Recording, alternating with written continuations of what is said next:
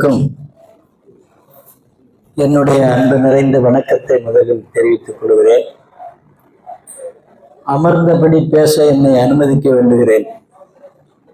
நின்று பேச வேண்டாம் என்று மருத்துவர் வழங்கிய அறிவுரையின் பேரில் அமர்ந்து பேசுகிறேன். அனுமதிக்க வேண்டுகிறேன். எனக்கு எப்பொழுதும் தமிழ் என்றாலே அதற்கு மரியாதை வேண்டும் என்று எங்கும் பேசுவேன். தமிழுக்கு மரியாதை வேண்டும், தமிழுக்கு மரியாதை வேண்டும். நான் துணைவேந்தராக இருந்த பொழுது சில கல்லூரிகளில் தமிழ்த்தாய் வாழ்த்து பாடாமல் வேறு எதையெல்லாமோ பாட ஆரம்பித்ததெல்லாம் எனக்கு தெரியும். நான் அதற்காக முன்கூட்டியே நம்முடைய உதவியாளருக்கு சொல்லி தமிழ்த்தாய் வாழ்த்து முதலில் பாட வேண்டும், மற்றதெல்லாம் பிறகுதான் என்று சொல்லிவிடுங்கள் என்று சொல்லி வைத்தேன். அதையும் மீறி சில பேர் வேற எதையோ பாடத் தொடங்குவார்கள். நிறுத்துங்கள் என்று நிறுத்திவிட்டேன். நான் எழுந்து நின்று தமிழ்த்தாய் வாழ்த்து பாடினால்தான் இந்த கூட்டம் நடக்கும் என்று பேசியிருக்கிறேன். தமிழ்த்தாய் வாழ்த்து பாடிய பிறகுதான் அந்த கூட்டம் நடந்தது. இப்படி பல இடங்கள்ல. இதுல இன்னும் ரொம்ப முக்கியம், நான் திரும்ப திரும்ப சொல்வது தமிழுக்கு மரியாதை வேண்டும். ஏதாவது போலித்தனமாக தமிழ் வாழ்க தமிழ் வாழ்க என்று சொல்லுவதில் பயனில்லை. மரியாதை வேண்டும் என்று நான் இதை பேசுகிற இந்த பேச்சு எல்லா இடங்களுக்கும் எட்டியது. அதனால் இங்கே கன்னியாகுமரியிலிருந்து டெல்லி வரையில் நான் போகிற இடத்திலெல்லாம் தமிழுக்கு மரியாதை கிடைக்கும். அதை அவர்கள் உணர்ந்திருக்கிறார்கள். நான் போகும்பொழுதே சென்னை பல்கலைக்கழக துணைவேந்தர் வருகிறார், சென்னை பல்கலைக்கழக துணைவேந்தர் வருகிறார் என்று அவர்களுக்குள் பேசிக்கொண்டதை நான் கேட்டிருக்கிறேன். தமிழுக்கு மரியாதை, அதுதான் முக்கியம். அதை நான் நிறைவேற்றி இருக்கிறேன், பல வகையில் நிறைவேற்றி இருக்கிறேன். இன்னும் இந்தியாவிலேயே யூனிவர்சிட்டி ஆஃப் எக்ஸலன்ஸ் என்ற விருது நமக்குத்தான் கிடைத்தது. அதோடு 30 கோடி ரூபாய் நிதி உதவியும் கிடைத்தது. அப்படி இன்னும் 4 பல்கலைக்கழகங்களுக்கு கிடைத்தது. அதெல்லாம் நமக்கு பின்னால், நாம் தான் முதல்ல. இதையெல்லாம் உணர்ந்து அப்பொழுது இருந்த யுஜிசி சேர்மன் ஹரிகௌதம் என்பவர் விசிட்டர்ஸ் புக்கில் எழுதியிருக்கிறார். தமிழுக்கு மரியாதை சேர்த்தவர். பொற்கோ இங்கே துணைவேந்தராக வந்த பிறகுதான் இந்த பல்கலைக்கழகம் உயர்ந்து நிற்கிறது என்றெல்லாம் எழுதியிருக்கிறார். நீங்கள் எப்பொழுதும் அதை பார்க்கலாம். விசிட்டர்ஸ் புக்கில் எழுதியிருக்கிறார். ஒரு யுஜிசி சேர்மன் அவருடைய கடைக்கண் பார்வை கிடைக்காதா என்று எல்லா கல்லூரிகளும் ஏங்கிக் கொண்டிருந்த நேரத்தில் நமக்கு இந்த அளவுக்கு ஒரு மரியாதையை கொடுத்தார் அவர். நான் சொல்லி சில காரியங்கள் நடந்தன. இன்னும் அவர் இருந்தபொழுது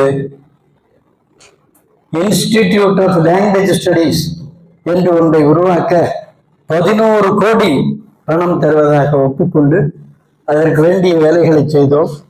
அதுக்கு ஒரு 200-300 பக்கத்தில் ஒரு அறிக்கை தயாரித்தோம்.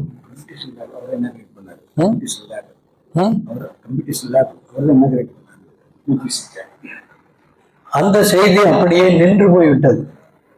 அதுக்கு பிறகு எனக்கு இங்கே நிறைவேற்ற முடியாமல் போன சில காரியங்களை சொல்றேன். அதில் ஒன்றும் வருத்தம் இல்லை, ஆனா அதை நினைவு கூற வேண்டி இருக்கிறது. நம்ம சேப்பாக்கில் ஒரு பெரிய இடம், நம்ம பல்கலைக்கழகத்துக்குரிய இடம். அந்த இடத்தை முழுவதும் நாம் கைப்பற்றி நமக்கு வேண்டிய சில வேலைகளை செய்ய நினைத்தோம்.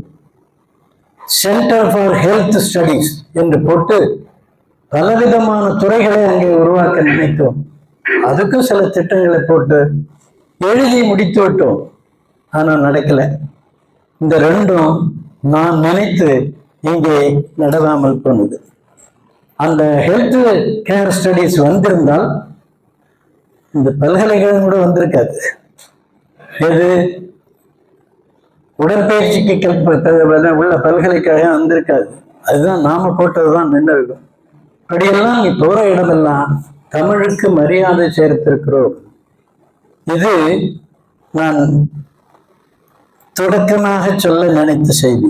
அதுக்கு மேல நான் சொல்ல வேண்டியது இன்னும் என்னை பற்றி கொஞ்சம் சொல்லணும் உங்களுக்கு. இப்போ சொல்லலைன்னா எப்போ சொல்ல முடியும்? அதனால இப்போ நான் பிறந்த ஊர் இரும்புலிக்குறிச்சி. அந்த ஊர் அரியலூருக்கும் உடையார்பாளையத்துக்கும் நடுவில் இருக்கு. அந்த ஊருக்கு நம்ம நண்பர் வல்லவன் எல்லாம் வந்திருக்கிறார். சின்ன ஊர், ஆனால் அந்த ஊர்ல எல்லாம் விவரமானவர்கள். நாம் சொன்னதை உடனே ஏற்று உடனே அதை செயல்படுத்தக்கூடியவர்கள். அந்த ஊர்ல உடையார்பாளையத்துக்கு அரியலூருக்கு நடுவில் இருக்கிறதுனால போக்குவரத்து, பெரிய மனிதர்கள்லாம் வந்து போவார்கள். அந்த சாலையில நம்ம வீடு இருக்கு, சாலையில சரியான இடத்துல இருக்கு அந்த வீடு. அப்பொழுது நல்ல பெரிய திண்ணை, எவ்வளவு பேரும் படுத்துக்கொள்ளலாம். அங்க வந்து எல்லோரும் தங்குவார்கள், படுத்துக்கொள்வார்கள். ஒரு அடிகளார், அறிவானந்த அடிகள் என்பவர் அந்த திண்ணையிலேயே குடியிருந்தார். அந்த திண்ணை ஒரு பெரிய இடம். அதுல அரியலூருக்கும் உடையார்பாளையத்துக்கும் போய் வருபவர்கள் சில பேர் அந்த மன்னர்களை பார்க்க போவார்கள். உடையார்பாளையம் குறுநில மன்னர், அரியலூர் குறுநில மன்னர், இவர்களை பார்க்க போவார்கள். நான் குறுநில மன்னர்னு உயர்த்தி பேசவில்லை, உள்ளபடி வரலாறு அவர்கள் குறுநில மன்னராகத்தான் வைத்திருக்கிறது. அரியலூர்ல மழவராயர், அந்த மன்னர் மழவராயர், அதிகமான ஒரு மழவராயர். அந்த மழவராயர் சோர்ந்து போன நேரத்தில் உடையார்பாளையம் மன்னர் அவரை அழைத்து கொண்டு வந்து அங்கே குடியிருப்புக்கு ஏற்பாடு செய்து அவருக்கு பொண்ணு கொடுத்து அவரை நிலைப்படுத்தினார். உடையார்பாளையம் மன்னர் கச்சிராயர், அவர் காஞ்சிபுரத்தில் இருந்து போனவர். இங்கே போர்க்களம், போர் நடந்த காலத்தில் எல்லாம் காஞ்சிபுரத்தில் இருந்த சிலைகளை எல்லாம் பாதுகாக்க உடையார்பாளையத்துக்கு கொண்டு வந்தார்கள். உடையார்பாளையத்துல தான் அந்த சிலைகளை பாதுகாத்தார்கள். இது அப்பொழுது இருந்த அந்த பெரியவர், மகா பெரியவர் என்று சொல்கிறோமே, அவர் உடையார்பாளையத்துக்கு வந்து தங்கியிருந்தார். உடையார்பாளையத்தில் ஒரு பெரிய கோயில் இருக்கிறது, பயரணீஸ்வரர் கோயில். அந்த கோயிலுக்கு முன்னால் பெரிய குளம், அந்த குளத்தில் ஒருவர் வந்து அமர்ந்திருக்கிறார். அதில் தெப்பத்தில் சுற்றி வந்திருக்கிறார். இப்படியெல்லாம் அதுக்கு ஒரு சிறப்பு உண்டு. இந்த ஊருக்கு அவ்வளவு சிறப்பு உள்ளபடியே அதெல்லாம் காலப்போக்கில் கரைந்து போய்விட்டது. உடையார்பாளையம் மன்னர் குதிரையில் வந்தது, அவருடைய சகாக்களோடு வெளியில் வந்ததெல்லாம் எனக்கு தெரியும். ஒரு முறை காமராஜருக்கு வந்து கலந்து கொண்ட ஒரு கூட்டத்தில் அங்கே இருந்த மன்னர் வந்து அவரை வரவேற்றார். அதையெல்லாம் நான் பார்த்தேன். அப்ப அந்த காலத்திலேயே அவரிடம் குதிரைகள் இருந்தன, ஒட்டகங்கள் இருந்தன, யானைகள் இருந்தன, எல்லாம் கரைஞ்சு வச்சு. ஆனா என்னுடைய தனிப்பட்ட கருத்து, இந்த குறுநில மன்னர்கள் எல்லோரையும் மரியாதை குறையாமல் வைத்திருந்திருக்க வேண்டும். நம் அரசு அதுல தவறிவிட்டது என்பது என்னுடைய கருத்து. ஏன் அப்படி சொல்றேன்னா, ஹைதராபாத் நிஜாமுக்கு உள்ள மரியாதை உங்களுக்கு இல்லையே, அந்த மாதிரி இவர்களுக்கு மரியாதையை தேடிக்கொள்ள இவர்களுக்கும் தெரியவில்லை, நம்ம மக்களுக்கும் அதை பாதுகாத்து கொடுக்க தெரியவில்லை. இப்ப இந்த டிவியில எல்லாம் நிறைய செய்திகள் போட்டு காட்டுறாங்க, மகிழ்ச்சி தான், அது ஒரு பக்கம் இருக்க. எங்களுடைய குடும்பம் ஒரு பெரிய குடும்பம், 10-15 பேர் உட்கார்ந்து சாப்பிடணும், அவ்வளவு பெரிய குடும்பம். நான் இளம் வயதில் இருந்த பொழுது என்னுடைய தந்தையான அந்த பக்கத்துக்கு நன்கு அறிமுகமான ஒரு பெரிய மனிதர், ஒரு 2 ஆண்டு ஆசிரியராக இருந்தார். அதற்கு பிறகு அரசே தேர்ந்தெடுத்து அவரை பயிற்சிக்கு அனுப்ப இருந்தது. ஆனா என்னுடைய தாத்தா போகக்கூடாது, எங்க நீ கூலிக்கு வேலை செய்ய போகக்கூடாது என்று தடுத்து விட்டார். உனக்கு வேண்டிய புத்தகங்களை எல்லாம் வாங்கி படி, ஆனா நீ கூலிக்கு வேலை செய்யக்கூடாது என்று தடுத்து விட்டார். அப்ப என்னுடைய தந்தையார் நிறைய புத்தகங்களை அஞ்சல் வழியில் வாங்கி படித்தார். அவர் படித்த புத்தகங்களை நான் புலவர் வகுப்பில் படித்தேன், இன்னும் வச்சிருக்கிறேன். கம்பராமாயணம், நன்னூல், காவடிச்சந்து, திருவிளையாட புராணம், இப்படிப்பட்ட நூல்கள் இன்னமும் கம்பராமாயணத்தை வச்சிருக்கிறேன். 1928 வெளிவந்தது அந்த கம்பராமாயணம். பார்த்தசாரதி ஐயங்கார் என்பவர் பதிப்பித்திருக்கிறார். அப்படி அவருக்கு ஒரு சிறப்பு இருந்தது. அந்த ஊரில் என்னுடைய தந்தையாருக்கு 4 ஊர்களில் நிலம் வைத்திருந்தார். சோழன்குறிச்சி, வெண்ணங்குறிச்சி, நம்ம ஊர் இரும்புலிக்குறிச்சி, சிதலாவடி, இந்த 4 ஊர்களிலும் நிலம் வைத்திருந்தார். நான் துணைவேந்தராக வந்த பிறகு சோழன்குறிச்சியில் இருந்த நிலத்தை விற்று கையெழுத்து போட்டேன் கடைசியாக. அப்படியெல்லாம் அப்படி வசதியாக வைத்திருந்த பொழுது என்னுடைய தந்தையார் தோட்டப்பயிரில் ரொம்ப கவனம் உள்ளவர். தோட்டப்பயிர், இந்த வெண்ணங்குறிச்சி என்ற ஊரில் நல்ல அருமையான தோட்டம். அந்த தோட்டத்தில் எங்கும் கிடைக்காத பயிர்கள், செடி கொடிகள், பழ வகைகள் எல்லாவற்றையும் வைத்து வளர்த்திருந்திருக்கிறார். நான் சிறு வயதில் இருந்த பொழுது அங்கெல்லாம் போய் அவற்றை பயன்படுத்தி இருக்கிறேன்.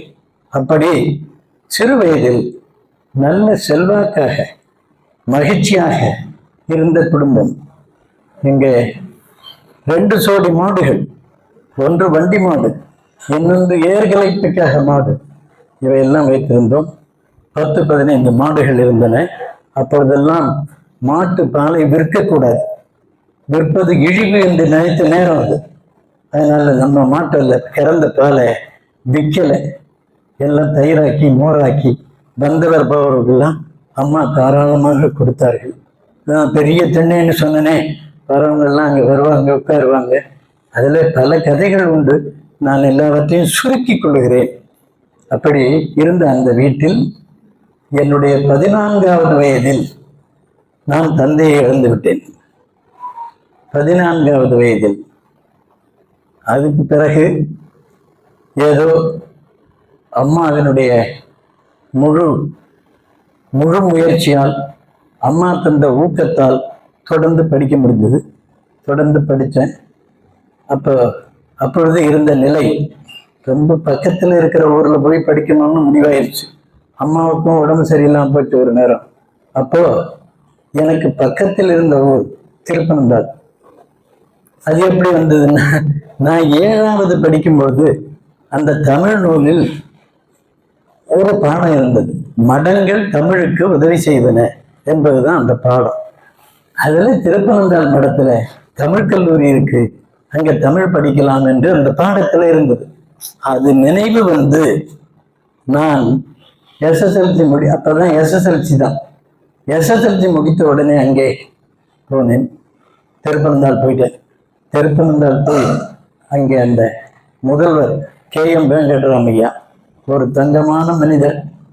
அவர் என்னுடைய சான்றிதழ் எல்லாம் பார்த்துட்டு உடனே, இந்த ரைட்டர் பேர் முத்தையன் வாங்க, நிறைய மார்க் வாங்கியிருக்காரு, இவருக்கு உடனே டெல்லி ஸ்காலர்ஷிப் அப்ளை பண்ணணும், பேப்பரை கொண்டு வாங்க என்று சொல்லி டெல்லி ஸ்காலர்ஷிப், அப்போ டெல்லி ஸ்காலர்ஷிப் ஒன்று தான் இருந்தது, பேக்வேர்டு கிடையாது. SC/STக்கு உண்டு, மற்ற ஸ்காலர்ஷிப் எதுவும் கிடையாது. இந்த மெரிட் ஸ்காலர்ஷிப் அப்போ அதுக்கு அப்ளை பண்ண சொல்லி அவரே எழுதினார். எல்லா இடங்களும் நிறைவு செய்தார். நிறைவு செய்து முடித்து அனுப்பினார். ஒரு தப்பு இருந்தாலும் கொடுக்க மாட்டான், அதான் நானே ஃபில்அப் பண்ணேன் என்று சொல்லுகிறார் என்னிடம். ரொம்ப அக்கறையோடு செய்தார். அப்புறம் நம்ம வகுப்புக்கு போகும்போதெல்லாம் என்னை அவர் ரொம்ப, அந்த வகுப்பிலேயே நான் தான் சின்ன பையன், என்னை அவர் குழந்தாயின்னு அழைப்பார். குழந்தாய்பார். எல்லா பாடங்களையும் மனப்பாடம் பண்ணி ஒப்பிக்கணும். அப்போ ஒப்பிப்போம். ஏதாவது படிக்க வேண்டுமானால் நான் தெளிவாக படிப்பேன். அதனால் எல்லா ஆசிரியர்களும் என்ன படிக்க சொல்லுவாங்க. முதல்ல படித்த பிறகு அப்புறம் பாடம் நடத்துவாங்க.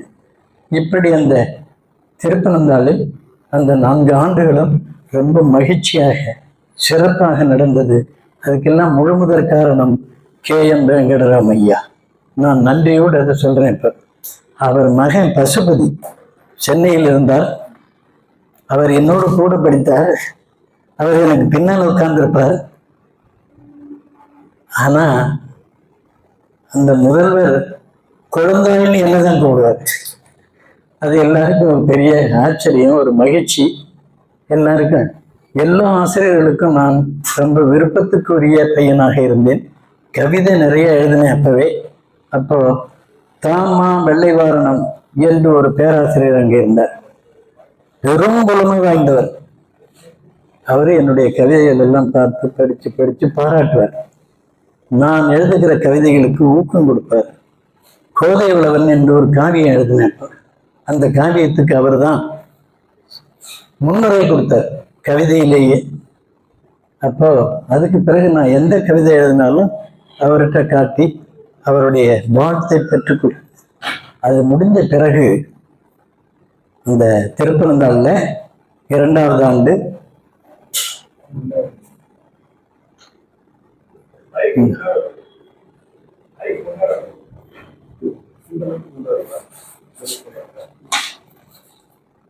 சரியா இருக்குல்ல?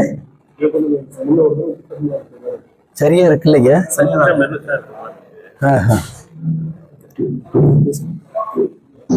சரியா இருக்கு. 2வது ஆண்டு 4வது ஆண்டு இதிலெல்லாம் நான் தான் முதல் மதிப்பெண் வாங்கினேன். அப்பொழுது அதற்கு ஒரு பரிசு கொடுப்பார்கள். அதையெல்லாம் வாங்கி கொண்டேன். 4 ஆண்டு முடிந்த பிறகு அங்கே என்னோடு கூட படித்தவர்கள் தமிழ்மணி என்ற ஒரு நண்பர், கோபாலன் என்ற ஒரு நண்பர். இந்த கோபாலன் பிஎஸ்டி ஆர்ட்ஸ் காலேஜில் விரிவுரையாளராக இருந்து இப்ப மறைந்து விட்டார். தமிழ்மணி என்பவர் ராசிபுரத்தில் ஆசிரியராக இருந்து அவரும் மறைந்து விட்டார். 2 பேரும் போயிட்டாங்க. இந்த 2 பேரும் நானும் அண்ணாமலை பல்கலைக்கழகத்துக்கு போய் பிஓஎல் படிக்க வேண்டும் என்று முடிவு செய்தோம். அப்பதான் நாங்க பிஓஎல் படிக்க போறோம் அண்ணாமலை பல்கலைக்கழகத்துக்கு. அப்படி போனதுக்கு காரணம், தமிழ் மட்டும் படிச்சிருந்தா மரியாதை இல்லை, போய் பிஓஎல் படிக்கணும் என்று முடிவு செய்து அங்க படிக்க போனோம். அங்க பிஓஎல் படிக்க போன பொழுது எங்க விண்ணப்பம் காணாம போயிடுச்சு. அப்புறம் அப்ப போய் பாவாணரை சந்திக்கிறோம். பாவாணர் சொல்றார், இப்பொழுது பல்கலைக்கழகத்துக்கு எனக்கு யாதொரு தொடர்பும் இல்லை. அவரை அப்ப வேலையிலிருந்து வெளியிட்டார். அது எப்போ கிட்டத்தட்ட 60-61 இருக்கும். அப்ப இருப்பினும் நான் ஒரு முடங்கல் தருகிறேன் என்று லேப்பத்திரு ராமநாதன் செட்டியார் அவர்களுக்கு ஒரு கடிதம் கொடுத்தார் பாவாணர். அந்த கடிதத்துக்கு மிகப்பெரிய மரியாதை. லேப்பத்திரு ராமநாதன் செட்டியாரிடம் இதை கொண்டு போய் கொடுத்த உடனே அவர் எழுந்து நின்று பேசுகிறார். என்னை உடனே துணைவேந்தரிடம் அழைத்து கொண்டு போனார். துணைவேந்தரிடம் சொல்லி இவருக்கு உடனடியாக இடம் கிடைக்கணும். இடம் கிடைத்தது. துணைவேந்தர் உடனே அட்மிஷன் போட்டு கொடுத்தார். அங்கே சேர்ந்துட்டோம். பிஓஎல்ல அதுக்கு பிறகு அங்கே நடந்த போட்டிகள், அங்கே நடந்த நிகழ்ச்சிகள் எல்லாவற்றிலும் எனக்கு ஒரு தனி இடம் இருந்தது. அது லேப்பத்திரு அவர்களுக்கு ரொம்ப மகிழ்ச்சியாக இருந்தது. நாம பரிந்துரை பண்ண பையன் நல்லா பண்ணியிருக்காருன்னு. இப்போ பிஓஎல்ல இருந்த பாடம் இருக்கே ரொம்ப கவனத்தில் கொள்ள வேண்டியது. பிஓஎல்னா தமிழ் மட்டும் இல்லை, அன்றைக்கு இருந்த நிலை. ஆங்கிலம் உண்டு. பிஏ பிஎஸ்சிக்கு உள்ள ஆங்கிலத்தை படிக்கணும், பியூசிக்கு உள்ள ஆங்கிலத்தையும் படிக்கணும். அப்புறம் ஹிஸ்டரி ஆஃப் சயின்ஸ் என்ற ஒரு பாடம், அறிவியல் வரலாறு. அது 2 வால்யூம் பெருசா, இவ்வளவு பெருசு இருக்கும். அப்படி 2 புத்தகங்கள், அதை படிக்கணும். அதுக்கு மேல லிங்குவிஸ்டிக்ஸ் படிக்கணும், மொழியியல். அதுக்கு மேல திராவிட மொழி ஒப்பிலக்கணம் படிக்கணும்.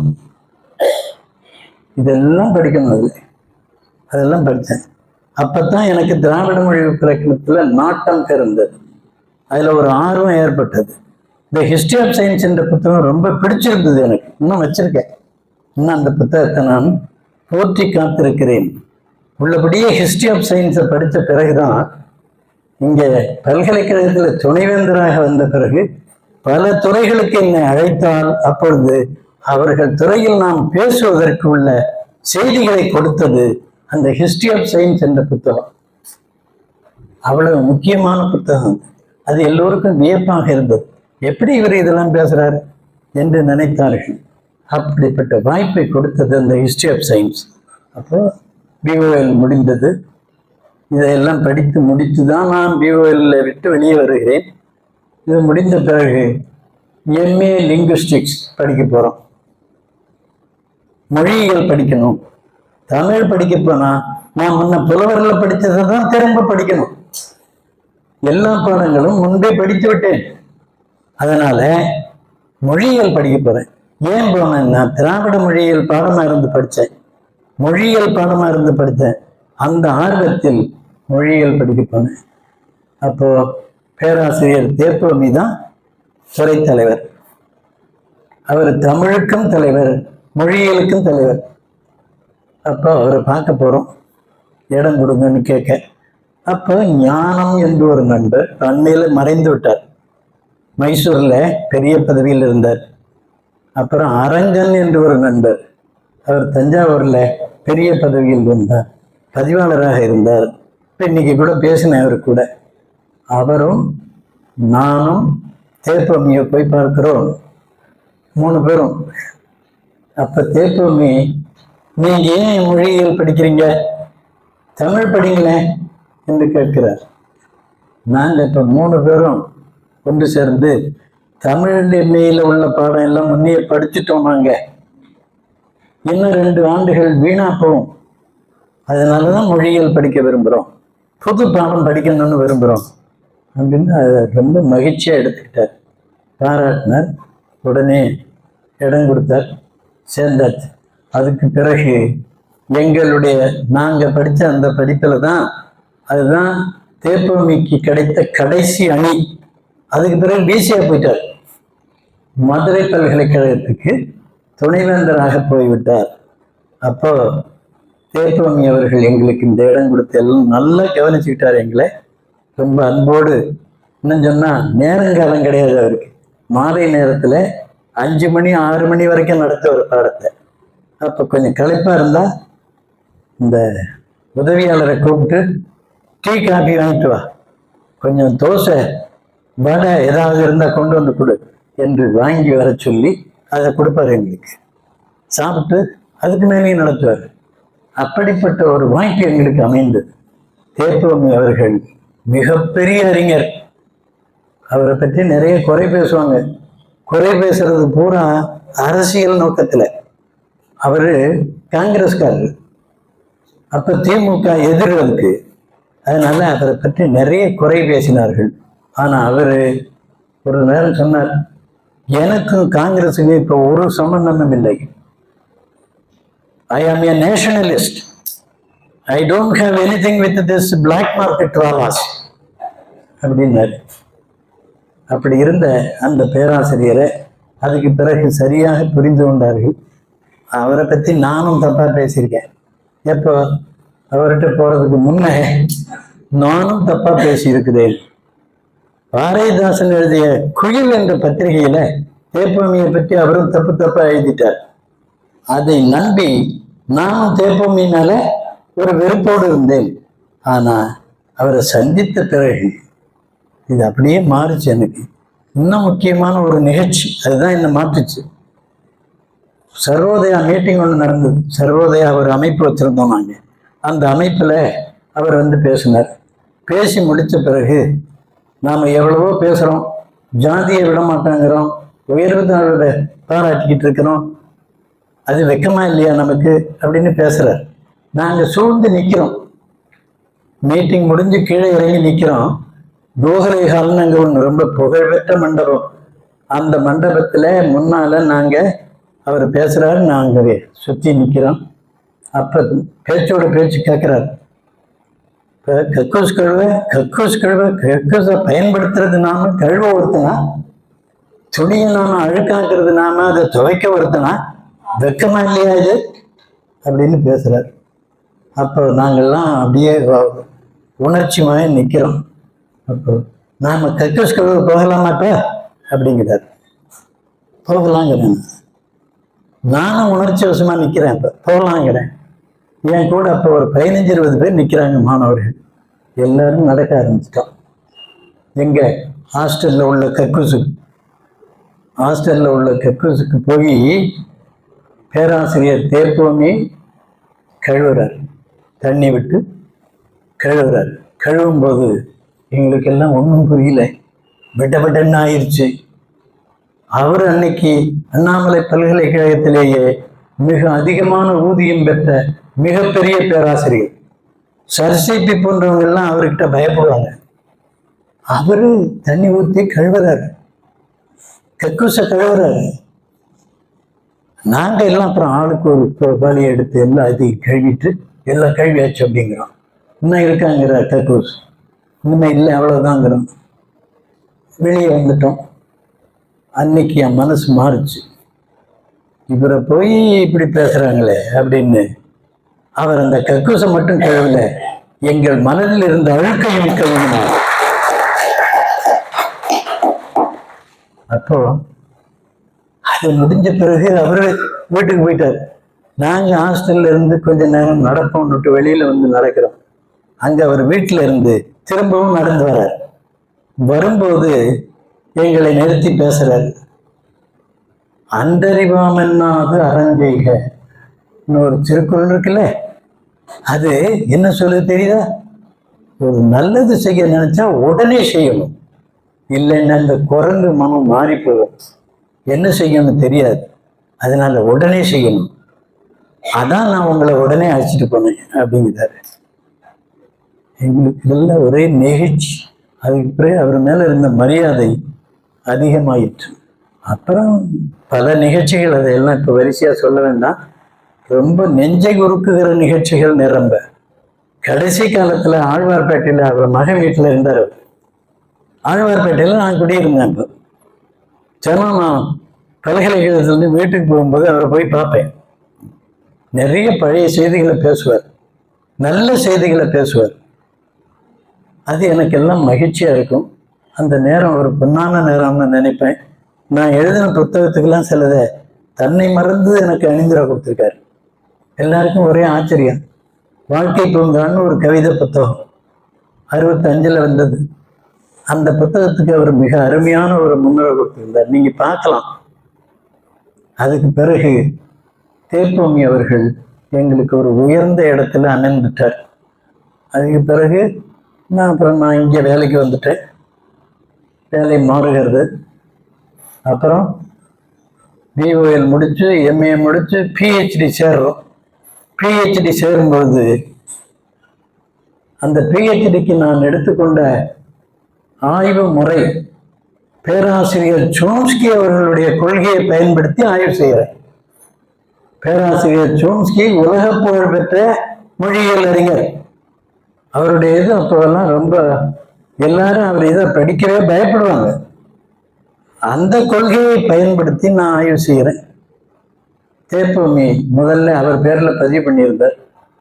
அதுக்கு பிறகு தேப்போமி கிட்ட உள்ள ஒரு குணம், உலக நாடுகள்ல அவர் எங்க போனாலும் பெரிய அறிஞர்கள் இருந்தா அவங்களை அண்ணாமலை யூனிவர்சிட்டி வந்துரு, அண்ணாமலை யூனிவர்சிட்டி வந்துரு என்று சொல்லி அவரை அங்கே அழைத்து வந்து விடுவார்.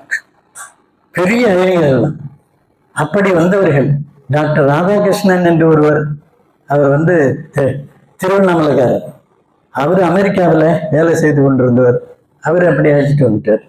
அகஸ்தியலிங்கனார் கன்னியாகுமரிக்காரர், அவரை அமெரிக்காவிலிருந்து தேப்போமி அண்ணாமலைக்கு அழைச்சிட்டு வந்துட்டார்.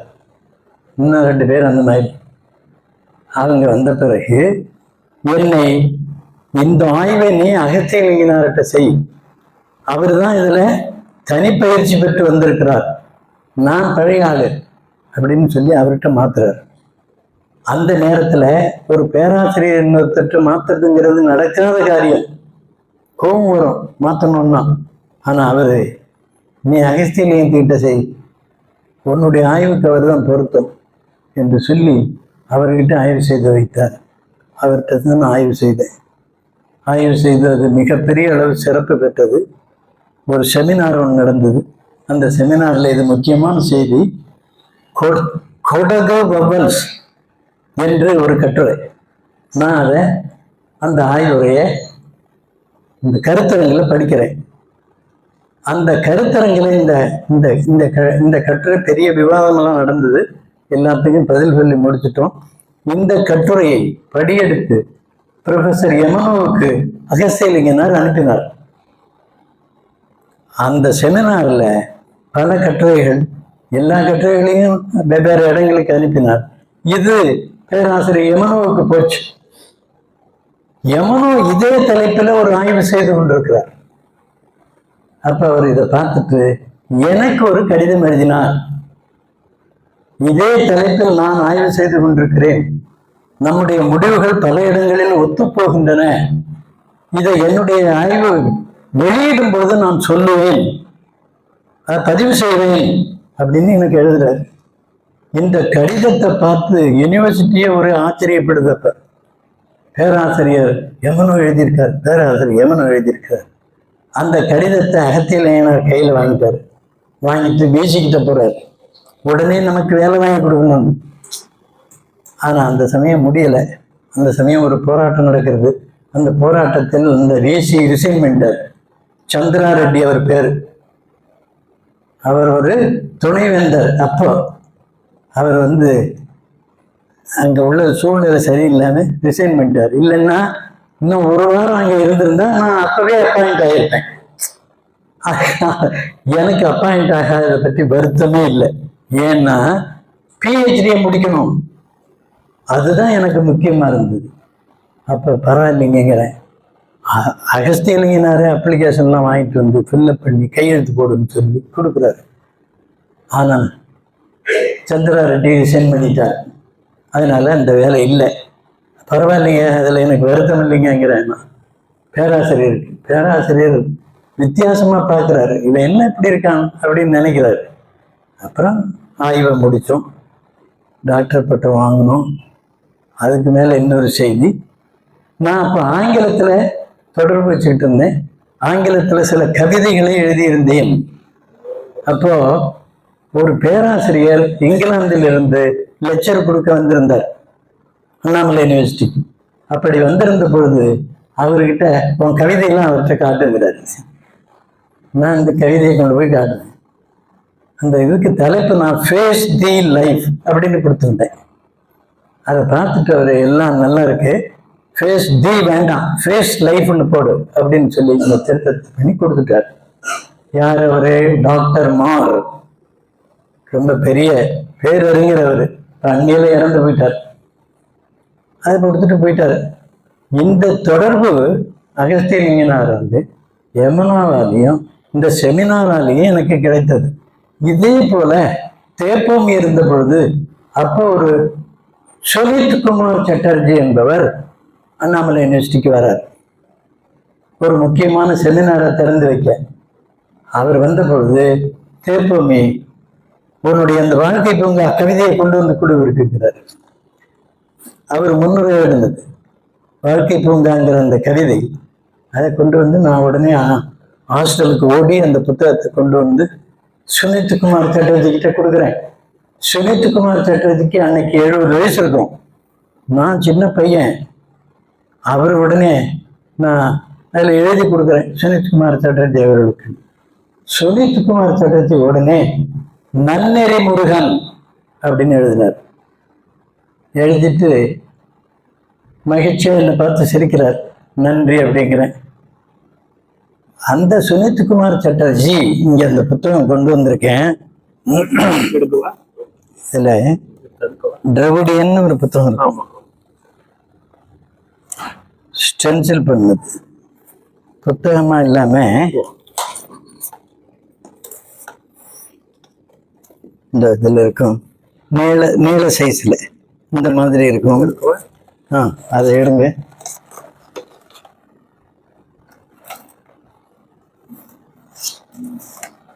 திராவிடியன் எழுதியிருப்பேன்.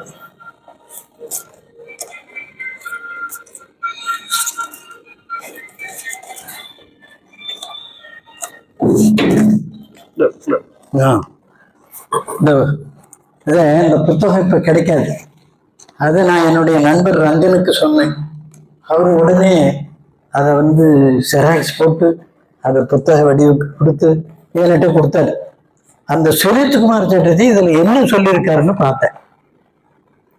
திராவிடியன்கிற தலைப்புல முதல் ஒரு புத்தகத்தை எழுதினவர் சுனித் குமார் சட்டர்ஜி தான்.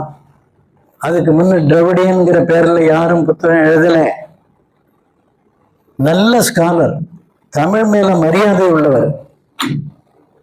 அவரை பற்றி தவறாக புரிந்து கொண்டு பாவாளர் எல்லாம் தாறுமாறா எழுதிட்டார். ஆனா அப்படி இல்லை. சிலதை நான் நேரடியாக பார்த்த பொழுது அதுக்கு உள்ள மரியாதையை நான் கொடுக்குறேன்.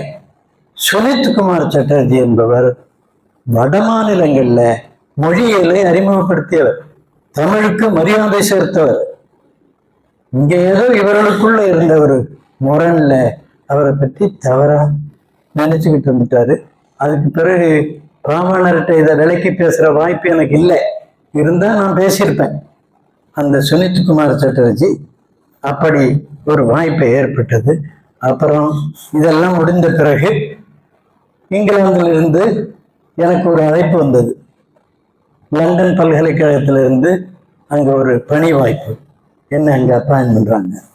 எப்படி இந்த ஒரு ஆங்கில கவிதையெல்லாம் சொன்னனே, டாக்டர் மார்கிட்ட கொடுத்தேன்னு சொன்னனே, அவர் அங்கே போன உடனே அவருக்கு ஒரு உதவியாளர் தேவைப்பட்டது. அதை வச்சு அங்கே அவர் பரிந்துரை செய்து நேராக அப்பாயின்மெண்ட் ஆர்டர் வந்தது எனக்கு. நான் விண்ணப்பம் எல்லாம் போடலை. அது வந்த உடனே அப்பதான் நான் பிஹெச்டி ஆய்வை முடித்து வழங்கிவிட்டு காத்துக்கிட்டு இருக்கிறேன். ஆய்வு முடித்து வந்தாச்சு. அப்போ என்ன டெம்பரரியா என்சிஆர்டிங்கிற ஒரு அமைப்பில் அப்பாயின் பண்ணியிருக்காங்க. என்சிஆர்டி இப்போ ரொம்ப பெரிய அளவு வளர்ந்துருக்கு. இப்போ அன்னைக்கு அது சும்மா குட்டி ஒன்றும் இல்லை, இது வளர்ந்துருக்கு. அப்போ அதில் டெம்பரரியாக நான் அப்பாயிண்ட் ஆகியிருக்கேன். அதிலிருந்து லண்டன் பல்கலைக்கழகம் அழைக்குது. அப்போ இவங்களுக்கு எல்லாம் ஒரு ஆச்சரியம். தற்செயலாக நடந்து போச்சுது. அவர் டாக்டர் மார் அப்படி பரிந்துரை செய்திருக்கிறார். டாக்டர் மார் உயர்ந்த மனிதர், அவர் மனைவி இன்னும் உயர்ந்த மனிதர். ஒரு அம்மா என்ன அங்கே அழைக்கிறாங்க. நான் இந்த குறிப்பிட்ட தேதியில் அங்கே லண்டனுக்கு போகிறேன். இங்கே எல்லாருக்கும் ஒரே வியப்பு. போனால் அங்கே அவருடைய வீடு பெரிய ஏரியா, 1 ஏக்கர் நிலம். அதில் அவருடைய வீடு, அந்த வீட்டில் அவருடைய அப்பா அம்மா அவருடைய பிள்ளைங்க எல்லாரும் இருக்காங்க. பெரிய வீடு, நிறைய பேர் இருக்காங்க. நான் போகும்போது ஏர்போர்ட்ல டாக்டர் மார் வந்து காத்திருக்காரு. டாக்டர் மார் வந்து என்னை அழைச்சிட்டு போறாரு அவர் வீட்டுக்கு. அவர் வீட்டுக்கு போகும்போது அந்த அம்மா அங்கே வணக்கம் சொல்லிட்டு நிற்கிறாங்க. அவர் வீட்டு முன்னால் வாழை மரத்தை வச்சிருக்கார். நம்ம வாழை மரங்களைங்க அதுக்கு வேண்டிய அந்த பாதுகாப்பெல்லாம் பண்ணி வாழை மரம் அங்கே இருக்கு. அங்கே சாப்பிட வைக்கிறாங்க. முழுக்க முழுக்க நம்ம சொந்தக்காரங்க மாதிரி ஆயிடுச்சு அது. அங்கே இருந்த பொழுது டாக்டர் மார், உங்களுக்கு தடை இல்லைன்னா நீங்கள் இங்கேயே இருக்கலாம், பேயிங் கெஸ்டாக இருக்கலாம், ஏதோ ஒரு தொகையை கொடுக்கலாம் என்று சொல்லுகிறார். 1 ஆண்டு காலம் அவருடைய வீட்டிலேயே நான் அவருடைய குடும்ப உறுப்பினர் போல இருந்தேன். இதெல்லாம் நம்ப முடியாத அதிசயங்கள். அப்போ டாக்டர் மார் கூட கார்லேயே போயிடுவேன். வரும்போதும் அவருக்கு வந்துடுவேன். அவருக்கு உதவியாக சில வேலைகளை செய்தேன். அந்த நேரத்தில் இன்னும் ரெடிங் யூனிவர்சிட்டி என்ற ஒரு பல்கலைக்கழகம் இங்கே இருக்கு. அந்த பல்கலைக்கழகத்தில் வாலண்டரி சர்வீஸ் ஓவர்சீஸ் என்ற ஒரு அமைப்பு லண்டன்ல 1 மாதம் தமிழுக்கு வகுப்பு நடத்த அழைக்குது. 1 மாதம். ஏன் அப்படின்னா அங்கே இருக்கிற இங்கிலாந்து முறை, ஒருவர் பட்டம் பெற்று வெளியே வந்தால் அவர் ஒன்று இராணுவத்தில் போய் சேரணும், இல்லைன்னா இந்த மாதிரி சோஷியல் சர்வீஸ் பண்ணணும். ஏதாவது 2ல் 1. இராணுவத்துக்கு போகணும், இல்லைன்னா சோஷியல் சர்வீஸ் பண்ணணும். சோஷியல் சர்வீஸ் பண்ணும்பொழுது எந்த பகுதிக்கு அவர் போறாங்களோ அந்த பகுதியில் உள்ள மொழியை படிக்க வேண்டும், முன்கூட்டி படிக்கணும். அதுக்கு தான் அங்கே இருக்கிற ஒரு நிறுவனம், school of oriental and African studies என்ற ஒரு நிறுவனம் அந்த மொழிகளை அங்கே கற்றுக் கொடுக்குது. அதில் தான் நான் இருக்கிறேன். தமிழை கற்றுக் கொடுக்க நானும் டாக்டர் மாரும். அப்போ ரெடிங் பல்கலைக்கழகத்தில் இப்படி ஒரு ஏற்பாடாகி 1 மாத காலம் இந்த மாதிரி பாடத்தை நடத்துகிறோம். அது ஒரு வாய்ப்பாக அமைந்தது. அப்போ அதுக்குள்ள பாடங்கள் எல்லாம் தயார் பண்ணி அதை பயன்படுத்தணும். அதுக்கு பிறகு அந்த பாடத்தை இன்னும் மேம்படுத்தி உலக தமிழ் ஆராய்ச்சி நிறுவனத்தில் வெளியிட்டோம். இங்கே நான் வந்த பிறகு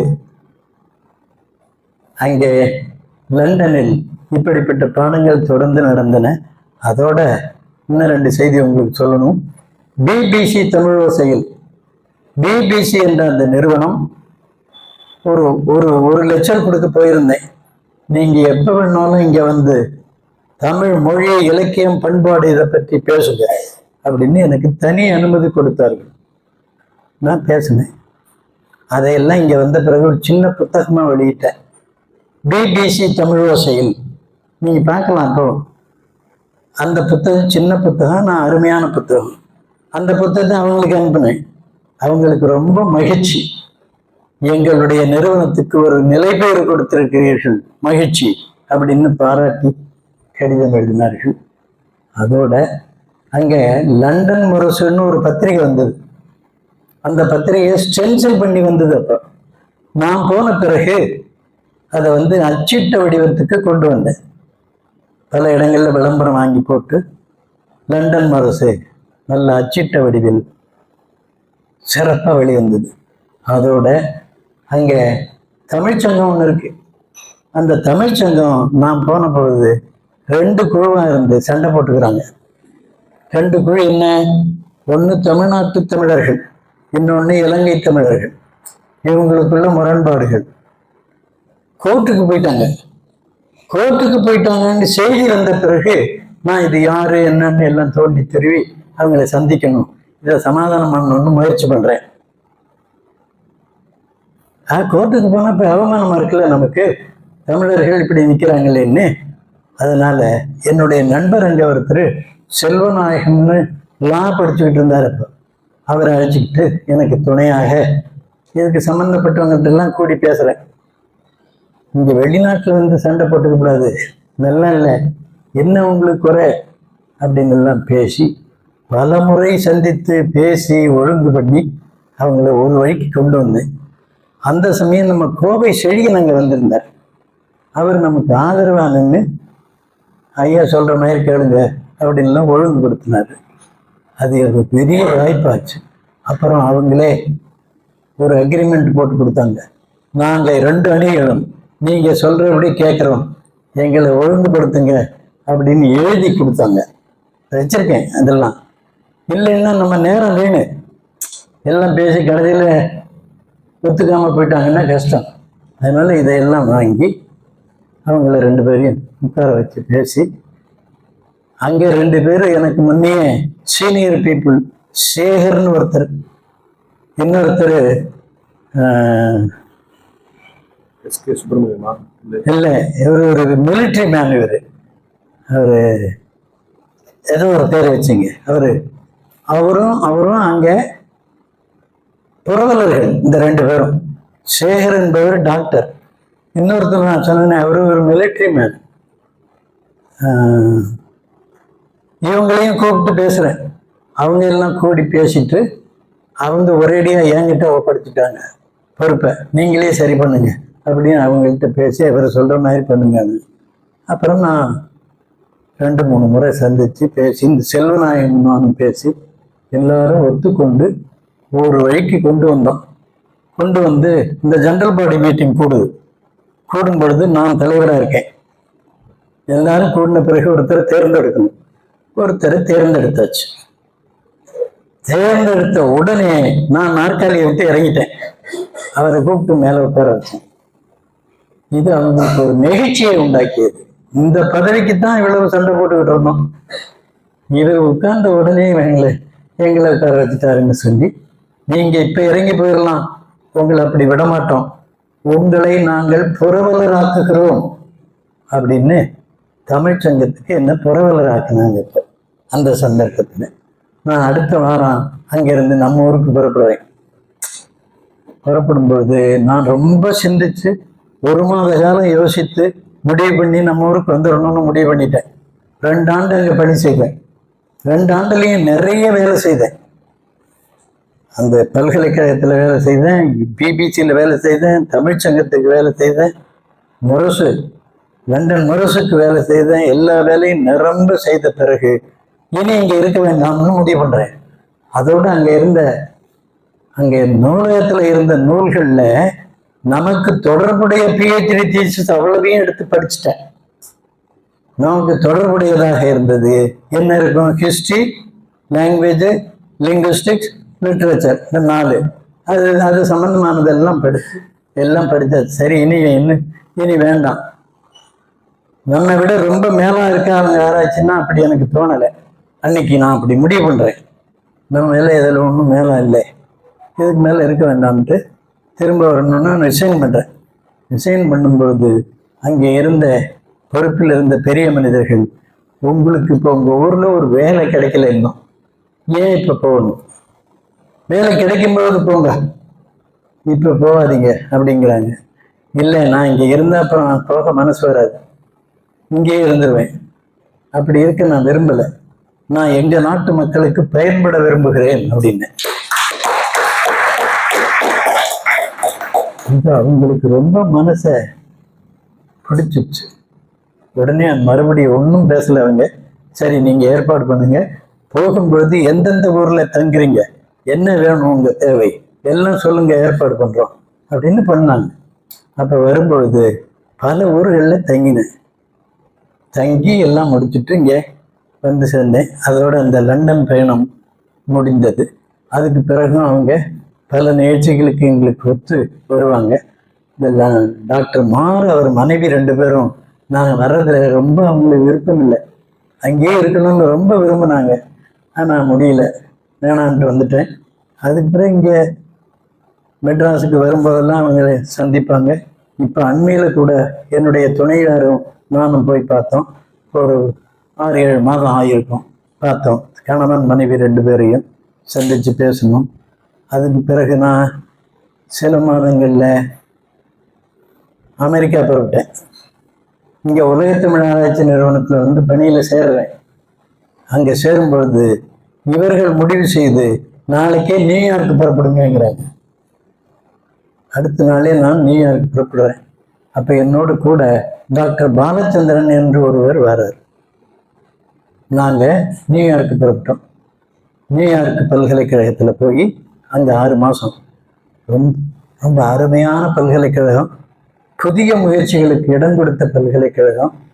அதில் போய் நல்ல பயிற்சி பெற்றோம்.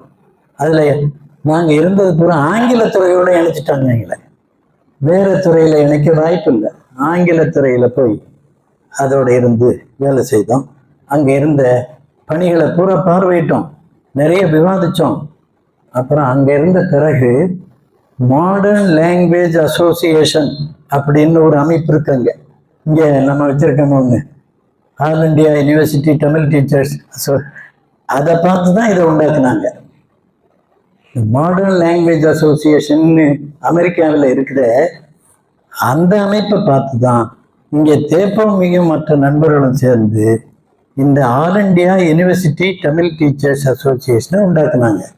எப்போ தேப்பமி வீசியாக இருந்தப்போ, தேப்பமி மதுரையில் வீசியாக இருந்த பொழுது தான் இதை உருவாக்கினார். இங்கே அந்த மாடர்ன் லாங்குவேஜ் அசோசியேஷன் நடத்தின ஒரு மாநாட்டுக்கு நான் போயிருந்தேன். அங்கே அமெரிக்காவில் போய் பார்த்தோம். ரொம்ப அற்புதமான அனுபவம் அது. அங்கே இருக்கிற பத்திரிகைகள்லாம் சிலது வாங்கிட்டு வந்தோம். இங்கே வந்து கூட publication of modern language association என்று ஒரு ஜேர்னல் அங்கே வருது. அந்த ஜேர்னலுக்கு நான் உறுப்பினரானேன். இங்கே வந்த பிறகு அப்படி நமக்கு வந்த ஜேர்னல் எல்லாத்தையும் மெட்ராஸ் யூனிவர்சிட்டியை கொடுத்துட்டேன். அது அப்புறம் என்ன ஆச்சுன்னு எனக்கு தெரியல, எல்லா ஜேர்னலையும் கொடுத்துட்டேன். அப்புறம் அந்த அனுபவம் முடிந்து அங்கே அதுக்கு பக்கத்தில், சிகாகோவுக்கு பக்கத்தில் நார்த் வெஸ்டர்ன் யூனிவர்சிட்டின்னு ஒன்று இருக்குது. அந்த யூனிவர்சிட்டிக்கு என்ன அனுப்புனாங்க. அங்கே போய் ஒரு மாதம் அங்கே இருந்தோம். அங்கே இருந்த பொழுதும் அது நல்ல பயிற்சி. அங்கே மொழியியல்ல 2 லெக்சர் கொடுத்தேன். அந்த லெக்சர் அவங்களுக்கு ரொம்ப பிடிச்சிருந்தது. மொழியியல்ல அமெரிக்காவில் சில சென்டர் தான் வலுவாக இருக்குது, எல்லா இடங்கள்லையும் மொழியியல் ஒன்றும் ஓங்கி நிற்கல. இது அங்கே பார்த்து தெரிஞ்சுக்கிட்டாங்க. மொழிகள் எல்லா இடங்களிலும் பிரமாதமாக நிற்குதுன்னு சொல்ல முடியாது. சில இடங்கள் பிலடெல்பியா போல, சிகாகோ போல, இன்னும் கலிஃபோர்னியா போல, இப்படி சில இடங்கள்ல அங்கே பெரிய பேராசிரியர்கள் இருக்காங்க, அவங்க பேரால் நிற்கிது. ஆனால் நான் போன இந்த இதிலெல்லாம் அவ்வளோ வலுவாக இல்லை. சில பாடங்கள் அவங்க நடத்துறதே தெளிவில்லாமல் இருந்தது. அப்போ தான் நான் புகுந்து பாடத்தை நடத்தினேன். அந்த ஆசிரியர் ரொம்ப பாராட்டி, நீங்கள் இங்கே இருந்தீங்கன்னா இதை நீங்களே நடத்துங்கன்னு சொல்லி விட்டு வேணாம், நீங்கள் தான் இப்போ போக வேண்டியிருக்கேன்னாங்க. அந்த அளவுக்கு அன்பாக நடந்து கொண்டார்கள். அது முடிஞ்ச பிறகு அந்த நேரம் தான் இங்கே பெரியார் இறந்துட்டார். எனக்கு ரொம்ப வேண்டிய என்னுடைய உறவினர் தமிழ் மறவர் பொன்னம்பலனார் இறந்துட்டாரு. இதெல்லாம் நடக்குது. நான் திரும்ப வரும்பொழுது லண்டன் வழியா வரேன். லண்டன்ல ஒரு பெரிய விழாவுக்கு ஏற்பாடு செய்திருந்தார்கள். பெரிய விழா. அந்த விழா அப்பதான் பொங்கல் சமயம். விழா நடத்தி அந்த பொங்கல் விழாவையும் கொண்டாடி பெரியார் படத்தை திறந்து வைத்தோம் அன்னைக்கு. அங்க நல்ல வேளையாக அந்த நேரத்தில் அங்க குமாரசாமி ராஜா என்ற ஒரு பேராசிரியர், டாக்டர் வர்மா என்ற ஒரு பேராசிரியர், அகஸ்தியலிங்கனார் என்ற பேராசிரியர், இப்படி 3-4 பேர் அமெரிக்காவில் இருக்காங்க, வெவ்வேறு இடங்கள்ல. அவங்க எல்லாம் வந்தாங்க. அதுக்கு நான் வரும்பொழுது இந்தியன் ஒய்எம்சிஏல எனக்காக அந்த பாராட்டு விழாவை ஏற்பாடு பண்ணியிருக்காங்க. அந்த விழாவுக்கு இவங்க எல்லாரும் வந்தாங்க. வந்து அந்த விழாவை சிறப்பாக நடத்தினாங்க. அப்போ பெரியார் படத்தை அங்கே திறந்து வச்சோம். அதை முடிச்சுட்டு நம்ம ஊருக்கு திரும்பியாச்சு. நம்ம ஊருக்கு திரும்பி வந்த பிறகு இங்கே எல்லா வேலைகளையும் ரொம்ப மும்முரமாக செய்ய தொடங்கினோம். இங்கே நல்ல வரவேற்பு இருந்தது. அப்போ தான் இங்கே லாங்குவேஜ் லெபார்டரியை ஒழுங்குபடுத்தணும். உலகத்தமிழ் ஆராய்ச்சி நிறுவனத்தில் இருக்க ஒரு மொழிபெயர்ப்பு ஆய்வு கூடம், அந்த கூடத்தை ஒழுங்காக்கி அதில் பாடம் நடத்துறது எப்படிங்கிறதெல்லாம் சொல்லி கொடுத்து அதுக்குள்ள நூல்களை உருவாக்கி இதெல்லாம் செய்தோம். அந்த நேரத்தில் சென்னையில் தமிழ் தெரியாமல் பெரிய பெரிய பதவியில் இருந்தவங்கெல்லாம் தமிழ் படிக்க வந்தாங்க. தமிழ் தெரியாது, ஆனால் பெரிய பதவியில் இருக்காங்க. அவங்க தமிழ் வேணும்னு படிக்க வந்தாங்க. அப்படி வந்தவர்கள் இங்கே ஒரு இது இருக்கும், ஒரு சர்டிஃபிகேட் இருக்கும். இந்த மாதிரி இதில்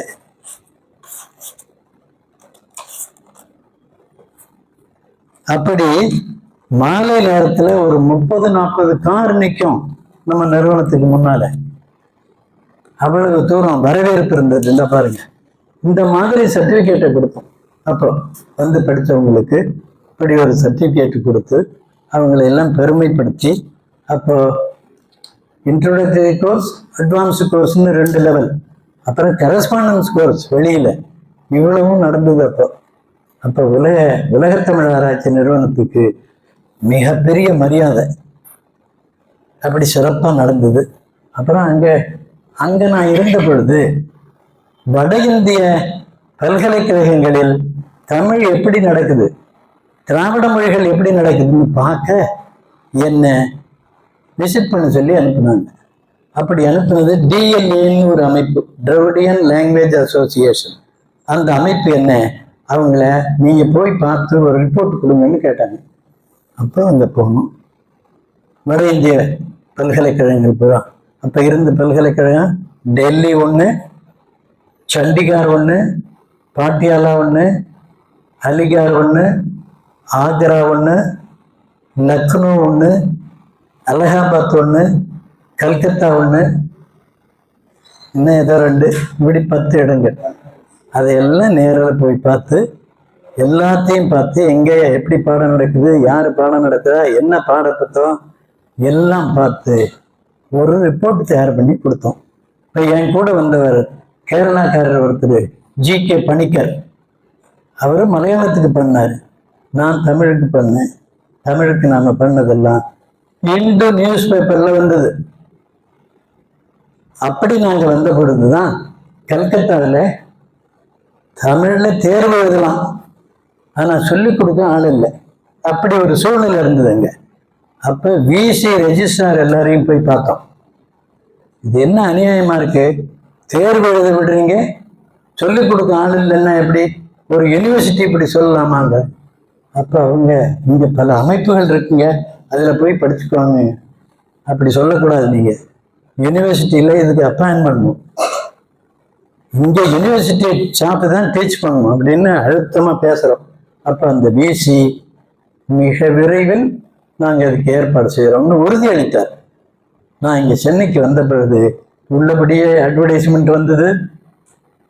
ரங்கநாயகி மகாபத்ரா என்ற ஒரு அம்மையார் அங்கே தேர்ந்தெடுக்கப்பட்டார். அவர் அங்கே வேலை செய்தார். இந்த விளைவை நாங்கள் உண்டாக்கணும் அந்த சுற்றுப்பயணத்தில். அப்போ டெல்லியில ஜேஎன்யூ இருக்க, ஜேஎன்யூவில் தமிழுக்கு ப்ரொவிஷன் இருந்ததுதான், ஆள் இல்லை. அங்கேயும் என்ன சொன்னாங்க, இங்கே தமிழுக்கு டீச் பண்ண ஆள் இருக்காங்க. யார் இருக்காங்கன்னு கேட்டால் ஹிஸ்ட்ரியில் மீனாட்சின்னு ஒரு அம்மா இருக்கு. மீனாட்சி நமக்கு தெரிஞ்சவங்க, அண்ணாமலை யூனிவர்சிட்டியில் வேலை செய்தவங்க.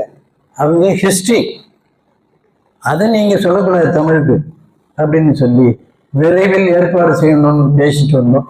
அதுக்கு பிறகுதான் நம்ம நாச்சிமுத்து, அப்புறம் இன்னும் பல பேரெல்லாம் அப்புறம் வராங்க. இப்படி அங்கே ஜேஎன்யூவில் பண்ணிட்டு வந்தோம். இப்படி இருக்கிற இடமெல்லாம் நல்ல ஆளுக இருந்தாங்க. அதிகாரில் நல்லா இருந்தார் ஒருத்தர், சீனிவாசவரதன், நல்ல மனிதர், பெரிய லைப்ரரி நல்ல விரைவு பண்ணி வைத்திருந்தார். இன்னொருத்தர் ஆக்ராவில் பார்த்தசாரதி என்று ஒருத்தர், ரொம்ப பெரிய நல்ல அறிஞர். இப்படி இருந்த இடம் பூரா நான் இங்கே வந்த பிறகு அவங்களோட தொடர்பு கொண்டேன். அவங்களுக்கெல்லாம் மகிழ்ச்சியாக இருந்தது. இப்போ தாங்க எங்களுக்கு எங்கள் வேலையிலேயே ஊக்கம் வந்திருக்கு, இன்னும் பெருமையாக பேசுனாங்க. இங்கே இந்த மாநாடு, all India university Tamil teachers conference வரும்போதெல்லாம் என்னோட தொடர்பு கொள்ளுவாங்க, என்னை வந்து பார்ப்பாங்க. எங்களை யார் பொருட்படுத்தினா, நீங்கள் வந்த பிறகு தாங்க எங்களுக்கு ஒரு எழுச்சி ஏற்பட்டதுன்னு பேசுனாங்க. தொடர்ந்து நடக்குது. இப்போ சில இடங்கள்ல ஒரு தொய்வு ஏற்பட்டது, மறுபடியும் அதை இப்பவும் தொடர்பில் இருக்காங்க, பல பேர் தொடர்பில் இருக்காங்க. அது முடிஞ்சது. அது முடிந்த பிறகு சென்னை பல்கலைக்கழகம் பன்மொழி அகராதிக்கு ஒரு விளம்பரம் போட்டது. நம்ம நண்பர்கள்லாம் என்னை வற்புறுத்தி, நீங்கள் அந்த வேலையை போய் ஏற்றுக்கணும், அதில் போய் ஏதாவது செய்யணும், பன்மொழி அகராதி நீங்கள் தான் பண்ணணுங்கிறாங்க. நான் அவ்வளவு அக்கறை இல்லாமல் இருந்தேன், வற்புறுத்தல. அப்புறம் அதுக்கு பிறகு ஒரு அப்ளை பண்ணேன். பன்மொழி அகராதிக்கு சென்னை பல்கலைக்கழகத்தில் நான் விண்ணப்பம் போட்டேன். அப்போ இங்கே விசியா இருந்தவர் மால்கம் ஆதிசேஷய்யா. அதுக்கு முன்னால என்டி சுந்தரவடிவேல் இருந்தார். இங்கே பல நிகழ்ச்சிகளை தொடங்கும் போதெல்லாம் அவரை நான் போய் அழைச்சிட்டு வந்து அவர் மூலம் தொடங்கினேன். இதை பார்த்து எல்லாரும் இப்போ என்டிஎஸ் விசியா இருக்காரு, இவருக்கு வேண்டியவர் அவர் தான் போட போறாருலாம் பேசினாங்க. ஆனால் அப்படி இல்லை. அவர் என்டிஎஸ் அப்படியும் ஒன்றும் முறை மாறி ஒன்றும் பண்ண மாட்டார். அப்போ அவர் பீரியட் முடிஞ்சு போயிட்டார். அதுக்கு பிறகு வந்தது மால்கம் ஆதிசேஷய்யா. அவர் விசியா இருக்கும்போது தான் இந்த விளம்பரம் வந்தது. இந்த விளம்பரம் வந்தபோது நானும் அப்ளை பண்ணியிருந்தேன். அந்த நேரத்தில் உலகத்தமிழில் டாக்டர் கா மீனாட்சி சுந்தரம் என்று ஒருவர் டைரக்டராக இருந்து அவர் ரிசைன்மெண்ட் போயிட்டார். அதுக்கு பிறகு சாவே சுப்பிரமணியம் வந்தார். சாவே சுப்பிரமணியம் அங்கே டைரக்டராக வந்தார். அந்த நேரத்தில் ஒரு காலம் அதுக்கு நான் வரணுங்கிற சூழ்நிலை இருந்த பொழுது நான் இல்லைங்க, என்னை விட நிறுவனம் முக்கியம், நீங்கள் யாரை கூப்பிடணுமோ கூப்பிட்டு போடுங்கன்ட்டேன். அதில் அந்த மேலே இருந்தவர்களுக்கெல்லாம் நம்ம மேலே ஒரு மரியாதை, மகிழ்ச்சி. அப்போ சாவே சுப்பிரமணியத்துக்கு தனியாக ஒரு இன்டர்வியூ அனுப்பி அவர் அழைச்சாங்க. இது வழக்கத்துக்கு மாறானது இல்லைன்னா அப்போ என்ன போடுறதா இருந்தாங்க. அப்போ வயசை பற்றிலாம் பேச்சு வருது. அப்போ அவங்களுக்குள்ள பேசுகிறாங்க, கென்னடி என்ன வயசு, அவரு அமெரிக்காரியே ஆளும்போது இங்கே என்ன தயக்கம் அவங்களுக்கு எல்லாம் பேசுகிறாங்க. நான் ரொம்ப தெளிவாக சொல்லிட்டேன், இந்த நிறுவனம் முக்கியம், அதுக்கு யாரை வேணாலும் போடுங்க, நான் முக்கியம் இல்லை அப்படின்னு சொல்லிட்டேன். அதில் ஏற்பட்ட ஒரு மரியாதையினால எல்லா நேரங்களிலும் நாம் சொல்கிறத அவங்க காது கொடுத்து கேட்பாங்க. இது முடிஞ்சு இந்த பன்மொழி அகராதிக்கு இந்த இன்டர்வியூ நடக்குது. அப்புறம் அந்த இன்டர்வியூக்கு நான் போகிறேன். நான் போனால் அன்னைக்கு வரலாறு காணாத மழை சென்னையில். எக்மூர் ரயில்வே ஸ்டேஷன்ல இடுப்பளவு வெள்ளம். ஆழ்வார்பேட்டையிலேருந்து வெளியே போக முடியல, அங்கே வெள்ளம். ஆட்டோ கேட்டோம், அது இது காரு எதுவுமே கிடைக்கல. அப்புறம் ஆனால் என்னுடைய நண்பர் மெய்யப்பன் என்று ஒருவர் பிடிவாதமாக நீங்கள் போய்த்தான் ஆகணும், அப்ளை பண்ணிட்டீங்கல்ல, அவங்க போட்டிருக்காங்க, இன்டர்வியூ நடத்துகிறாங்க, போக வேண்டியது உங்கள் கடமை, எப்படி நீங்கள் போகாமல் இருக்கலாம்னு என்னை வற்புறுத்தி அழைச்சிட்டு போகிறாரு. அப்போ ஆழ்வார்பேட்டை டேர்னிங்கில் மட்டும் ஒரு பஸ் 45B வருது. அதில் ஏறி உட்காந்தா அது கரெக்டாக கொண்டு போய் யூனிவர்சிட்டி உள்ளே இறக்குறாங்க. அங்கே போன பிறகு அங்கே டாக்டர் திண்ணப்பன் என்று ஒரு அறிஞர், அவர் சிங்கப்பூரில் பேராசிரியராக இருந்தவர். இப்போ ஓய்வு பெற்றிருக்கார். அவர் நம்ம மேலே ரொம்ப அன்பு உள்ளவர். அவர் நான் வருவேன்னு எதிர்பார்த்துக்கிட்டு அங்கே வெளியவே நிற்கிறார். பஸ்ஸு இருந்து நான் இறங்கின உடனே வாங்க வாங்க வாங்க இன்டர்வியூ நடக்குது வாங்கன்னு என்ன கையை பிடிச்சி எடுத்துட்டு போறாரு. எங்க இன்டர்வியூ நடக்குதோ அங்கே கொண்டு போய் நிறுத்தி போங்கிறாரு. அங்கே பார்த்த கோலம் இருக்க ஒரு 30-40 பேர் உட்கார்ந்துருக்காங்க. எல்லாம் கோட்டு சூட்டெல்லாம் போட்டு நனைஞ்சு போய் எல்லாம் நனைஞ்சு போச்சு. வெள்ளம், அவ்வளவு பெரிய வெள்ளம். நான் அதை எதையும் பொருட்படுத்தாம ஒரு மழைக்காலத்துல போடுற ஒரு சட்டையை போட்டுக்கிட்டு போனேன். என்னை கூப்பிட்டா நம்ம மாதசேஷியார் ரொம்ப மகிழ்ச்சியா பேசினாரு. நிறைய கேள்வி கேட்டாரு. அதுல அந்த அந்த இன்டர்வியூல பேசினவங்க பூரா லண்டனை பத்தி நிறைய கேட்டாங்க. கேட்டா அது எனக்கு ரொம்ப சாதாரணம் தானே. எல்லாம் நான் பேசின பிறகு நான் வந்துட்டேன். நம்ம தேர்ந்தெடுத்திருக்காங்க. அப்போ டாக்டர் சீப்பா அங்க இருக்காரு, எங்க சென்னை பல்கலைக்கழகத்தில். சீப்பா ரீடரா இருக்காரு. அப்போ அவங்களுக்குள்ள பேசி முடிக்கிறாங்க. ஒரு சீனியர் பர்சன் இங்கே இருக்காரு, அவரை இக்னோர் பண்ணக்கூடாது, அவரை ப்ரொஃபஸரா போட்டு இவரை ரீடரா போட்டுருவோம் அப்படின்னு முடிவு பண்றாங்க. அப்போ அதுல தான் சீப்பா ப்ரொஃபஸர் ஆனார். நான் ரீடர் ஆனேன். ரீடர் ஆன பிறகு நான் உடனே சேரல. 10 நாள் டைம் கேட்டிருக்கேன். டைம் கொடுத்தாங்க. நீங்க வாங்க, உங்க விருப்பம் போல வாங்கங்கிறாங்க. வந்த பிறகு ஆனா தமிழ்நாடு முழுவதும் இருந்து எனக்கு ஏராளமான கடிதங்கள்.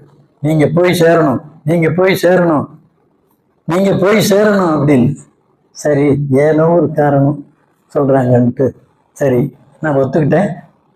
சென்னை பல்கலைக்கழகத்துக்கு 10/1/77 அதுல சேர்றீங்க.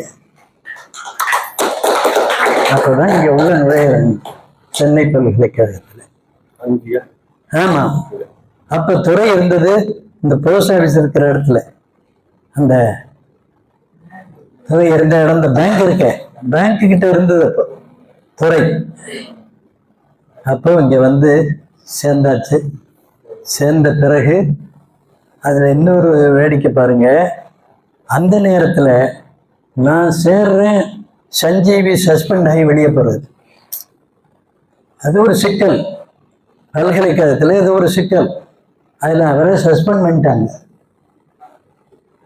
அப்போ சீப்பா கிட்ட தான் நான் கையெழுத்து போட்டு சேர்றேன். சீப்பா இலங்கைக்கு போக ஒரு ஏற்பாடு பண்ணிட்டு புறப்படுறாரு. அப்ப அவர் புறப்படுறாருன்னா இப்ப சஞ்சீவி வெளியே போறாரு. ஒரு கட்டத்துல நான் ரொம்ப கவனமா செயல்பட வேண்டியிருக்கு, யாருக்கும் மனம் நோகாம. இப்ப சஞ்சீவி உள்ள வந்து சேரப்போற நேரத்துல நான் இருக்கேன். அவர்கிட்ட சொன்னேன், நீங்க கையெழுத்து போட்டு சேர்ந்துருங்க, நீங்க சேர்ந்த நிமிஷத்துல இருந்து நீங்க தான் தலைவர், நான் ஒதுங்கிடுவேன் அப்படின்ட்டேன். அது அவருக்கு ரொம்ப மகிழ்ச்சியா இருந்தது. அப்புறம் அந்த மாதிரி அப்புறம் சிப்பா வந்துட்டாரு இலங்கை போயிட்டு. அப்புறம் துறை நடக்குது. துறையில் நான் வந்த உடனே செய்த முதல் வேலை ஒரு மாத பயிற்சி, short term institute of language skills அப்படின்னு. Short term institute of language skills, மொழித்திறனை கற்பிப்பதற்காக 1 மாத காலம் தனி பயிற்சி கொடுத்தோம். அப்படி கொடுத்ததுக்கு பிளான் பண்ணது பிறகு நான் பண்ணேன். அது பண்ணி அனுப்பும் பொழுது யூஜிசியில் உடனே அப்ரூவ் பண்ணிட்டாங்க. பெரிய தொகை சாங்ஷன் ஆச்சு. அவ்வளவு பெரிய தொகை இங்கே தமிழ்நாட்டில் எந்த யூனிவர்சிட்டிக்கும் கொடுக்கல. இதை பார்த்த உடனே எல்லாருக்கும் ஒரு மகிழ்ச்சி. ஏற்பாடுகள் கிட்டத்தட்ட நடந்தது. தமிழ்நாடு முழுதும் இருந்து ஆசிரியர்கள் அழைக்கப்பட்டார்கள். அன்னைக்கு மற்ற யூனிவர்சிட்டி கிடையாது. தமிழ்நாடு முழுவதும் இருந்து ஆசிரியர்களை அழைச்சாங்க. எல்லாரும் வந்து மகிழ்ச்சியா இங்கே பயிற்சி பெற்றார்கள். அதில் அவங்களுக்கு எல்லாருக்கும் நிறைவு. மெட்ராஸ் யூனிவர்சிட்டி மேல ஒரு மரியாதை வந்தது. அப்போ அதுக்கு முன்னே இது தாசில்தார் ஆபீஸ் மாதிரி இருந்தது. டீச்சிங்கே கிடையாது, ரிசல்ட் போடுறது, கொஸ்டின் செட் பண்றது, இது மட்டும் இருந்தது. அப்பதான் முதல் தடவையாக எல்லாரும் வந்து படிக்க தொடங்கினாங்க. அப்போ நம்ம யூனிவர்சிட்டி மேலே ஒரு மரியாதை. நல்ல அறிஞர்களை கூப்பிட்டு அந்த பாடங்களை பிற நடத்தணும். அப்போ அந்த அறிஞர்கள் மேல ஒரு மரியாதை. இதெல்லாம் வந்த பிறகு short term institute of language skill என்ற அந்த நிறுவனம் ஒரு பெருமையை சேர்த்து கொடுத்தது. அதுல வீசி வரைக்கும் எல்லாருக்கும் மகிழ்ச்சி. அதுக்கு பிறகு சில நிகழ்ச்சி, முக்கியமான நிகழ்ச்சி நடந்தது. சுருக்கமா வேகமா சொல்றேன். அதுக்கு பிறகு யூனிவர்சிட்டியில இந்த 5 ஸ்டார் ஸ்டேட்டஸுக்கு ஒரு விண்ணப்பம் அனுப்புறோம். விண்ணப்பம் அனுப்புனா தமிழ்நாட்டிலேயே நாம தான் அனுப்புறோம். மற்றவங்களும் அனுப்புனாங்க, கிடைக்கல. நமக்கு 5 ஸ்டார் ஸ்டேட்டஸ் கிடைச்சது. அது ஒரு பெரிய மரியாதையாச்சு. எல்லா பத்திரிகைகளும் புகழ்ந்து இருந்துச்சு 5 ஸ்டார் ஸ்டேட்டஸ். அப்புறம் அந்த சமயம் நாம இதெல்லாம் ஏற்பாடு பண்றோம்னு தெரிஞ்சு நம்ம மேல எல்லாருக்கும் ஒரு மரியாதையும் அன்பும் வந்தது. அதுக்கு அடுத்த கட்டம், இதை முடிச்ச உடனே நான் என்ன பண்ணேன், அப்புறம் அடுத்த கட்டம் போகணும்னு யூனிவர்சிட்டி ஆஃப் எக்ஸலன்ஸ் அப்படின்னு இன்னொன்று இருந்தது. அதுக்கு அப்ளை பண்ணா அதுக்கும் வந்தது. அதுலேயும் நமக்கு கிடைச்சது ஆசிரியர்கள் அவ்வளவு பேருக்கும் நம்ம மேல நம்பிக்கை வந்தது. இவர் பின்னால போகலாம், சரியா கொண்டு போவார் அப்படின்னு ஒரு நம்பிக்கை வந்தது. அப்போ அந்த யூனிவர்சிட்டி ஆஃப் எக்ஸலன்ஸ் கிடைத்த பொழுது இந்தியா முழுதும் நமக்கு ஒரு மரியாதை வந்தது. இந்தியா முழுதும். ஏன் அப்படின்னா, இந்தியாவிலேயே 5 பல்கலைக்கழகத்துக்கு தான் அந்த இது கிடைச்சது, யூனிவர்சிட்டி ஆஃப் எக்ஸலன்ஸுங்கிற அந்த தகுதி. அதோட 30 கோடி ரூபாய் நிதி கிடைச்சது. இதுவும் அந்த 5 பல்கலைக்கழகத்துக்கு தான். அதுலயும் நம்ம பல்கலைக்கழகம் மேல இருந்தது, டாப். இப்ப எல்லாருக்கும் ஒரு மரியாதை வந்தது. அமைச்சர்கள், ஆசிரியர்கள், கவர்னர், சிஎம் எல்லாரும் சரி, பொறுக்க நல்ல வேலை செய்திருக்காரு அப்படின்னு ஒரு இது வந்தது. எந்த வேலைக்காகவும் நாங்கள் போய் நின்னா உடனே கூப்பிட்டு என்னன்னு அதை நிறைவேற்றி கொடுத்தாங்க. அப்படிப்பட்ட நல்ல சூழ்நிலை அப்பொழுது வந்தது. அதுக்கு பிறகு 3 சிஎம், 3 கவர்னர், இவங்கள்ட்ட நான் வேலை செய்திருக்கேன். 3 சிஎம், கலைஞர், அப்புறம் அவரு, அதுக்கு முன்னே கொஞ்ச நாள் டெம்பரரியா ஒருத்தர் இருந்தார். அவர் பேர் என்ன? ஓபிஎஸ். அதுக்கு அடுத்தது அந்த அம்மா ஜெயலலிதா. 3 CM, 3 governor. முதல்ல அந்த அம்மா ஃபாத்திமா பிவி. அதுக்கு அடுத்தாப்புல இவர் ராம்மோகன் ராவ்னு ஒருத்தர். அதுக்கு அடுத்தாப்புல ரங்கராஜன், பிரதமருக்கு ஆலோசகராக இருந்தவர். இவங்க கவர்னராக இருந்தாங்க. எல்லா கவர்னரும் நமக்கு உதவியா இருந்தாங்க, ஆதரவா இருந்தாங்க. எல்லா சிஎம்மும் ஆதரவா இருந்தாங்க. நமக்கு எங்கேயும் எந்த சங்கடமும் இல்லை. கீழே சில சங்கடங்கள்லாம் வந்தது, எல்லாத்தையும் அவங்க உதவியோடு முறியடிச்சிட்டோம். அப்போ அந்த மூணு இடமும் இப்படி நடந்த பிறகு பல்கலைக்கழகம் மேல மரியாதைக்கு உரிய ஒரு பெரிய இடம் ஆயிடுச்சு, எல்லாரும் பாராட்டுற அளவுக்கு. அப்புறம் இதெல்லாம் முடிந்த பிறகு நான் அப்புறம்தான் ஒரு கட்டத்தில் வீசி ஆகிறேன். அப்புறம் வீசியாக இருந்தப்போ தான் இந்த 3 பேர் இதெல்லாம் முடிஞ்சது. பல்கலைக்கழகத்தில் நடந்த விழாக்கள் ஒவ்வொன்றும் பிரமாதமாக நடந்தது. அந்த விழாக்களை பற்றிலாம் இப்போ நான் சொன்ன நேரம் போயிடும். எல்லா விழாக்களும் பெரிய விழாவாக நடக்கும். எல்லா பத்திரிகைகள்லையும் தூக்கி எழுதுவாங்க. இன்னும் சொன்னால் அந்த காலகட்டத்தில் பத்திரிகை பார்த்தா மெட்ராஸ் யூனிவர்சிட்டியில் என்ன இருக்கு, மெட்ராஸ் யூனிவர்சிட்டி என்ன, இப்படி பார்ப்பாங்க, ஆவலோடு பார்ப்பார்கள். அந்த மாதிரி ஒரு சூழ்நிலை வந்தது. இதெல்லாம் நல்ல நேரமாக, நல்ல விளைவாக அமைந்தது. இவ்வளவுக்கும் நாம் ஒன்றும் பெருசாக மூட்டை தூக்கிடல, சின்சியராக வேலை செய்தோம். எல்லா வேலைகளையும் சின்சியராக செய்தோம். புதிய புதிய திட்டங்களை கொண்டு வந்தோம். அதுக்கு இவங்களுடைய ஆதரவை தேடணும். ஆதரவு எல்லா பக்கமும் இருந்து கிடைத்தது. நம்ம பீரியட்லயே நான் பிசியா இருந்த பொழுதுதான் நீங்க மேக்சிமம் பிஹெச்டிஸ், மேக்சிமம் மாணவர்கள், மேக்சிமம் ஆசிரியர்கள், எல்லாம் மேக்சிமம். ஒரு கிராஃப் போட்டீங்கன்னா எல்லாத்துக்கும் உச்சத்துக்கு போய் நிற்கும்.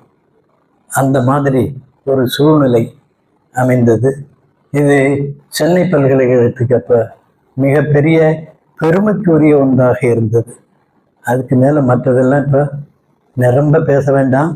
இப்போ நேரம் ஆயிடுது, 7 மணி ஆயிடுச்சு. இப்போ உங்களுக்கு எல்லோருக்கும் என்னுடைய அன்பு நிறைந்த நன்றியை, வணக்கத்தை சொல்லிக் கொள்கிறேன்.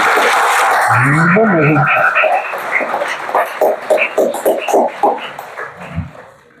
எல்லாரும் எழுந்து நின்று ஒரு ஐயாவுக்கு